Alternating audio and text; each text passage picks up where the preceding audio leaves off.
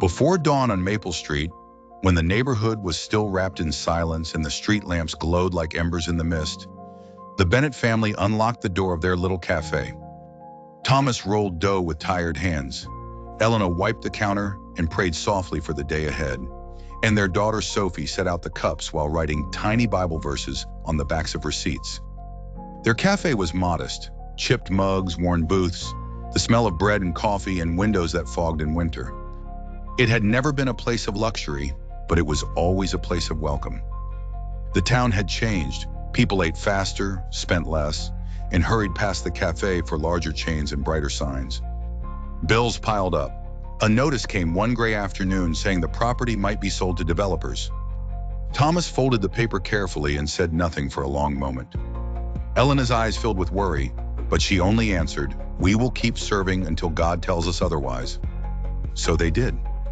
Every morning, a widower named Mr. Harris came in for breakfast after losing his wife. He sat by the window staring at the rain until Sophie began bringing him extra toast and listening to his memories of the woman he loved. A young mother named Carla sometimes arrived with 2 children and too little money, and Thomas would quietly say, "The Lord has provided enough," before setting plates before them. A shy musician named Daniel began coming on Friday evenings, and after a few gentle encouragements, played soft worship songs on an old guitar near the register. Even a retired veteran named Mr. Alvarez, who once answered every question with a grumble, softened when Sophie asked him about his service and then about his faith. One winter evening, the storm came down hard. Snow drove sideways through the streets, roads closed, and strangers knocked at the cafe door asking for warmth. The Bennett family did not hesitate.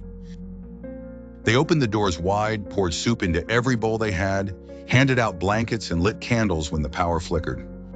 The room filled with tired travelers, neighbors, children asleep in booths, and voices singing quietly while wind beat against the windows. In that small light, fear gave way to peace. People who had been lonely began speaking again. Those who had been burdened began praying together. All winter, the cafe stayed open in faith, even when the debt seemed impossible. Then one Sunday morning after church, an unexpected stream of people arrived carrying envelopes, letters, and folded bills. Some were former customers who said the cafe had held them through grief. Others were neighbors who remembered free meals, patient listening, and prayers spoken over a counter. The widower said, "This was the first warm place I knew after I buried my wife." Carla said, "This table fed my children when I had nothing." Mr. Alvarez, with tears in his eyes, said, "Your daughter listened to me when I had forgotten how to speak." By noon, the counter was covered with gifts. The community had gathered enough to save the cafe. When the new sign was raised, Sophie painted the words, "Everyone welcome," beneath the window. The next morning, as fresh coffee steamed in the golden light and church bells rang softly in the distance, the cafe was full again. Not merely of customers, but of neighbors, friends, and hearts made whole by kindness.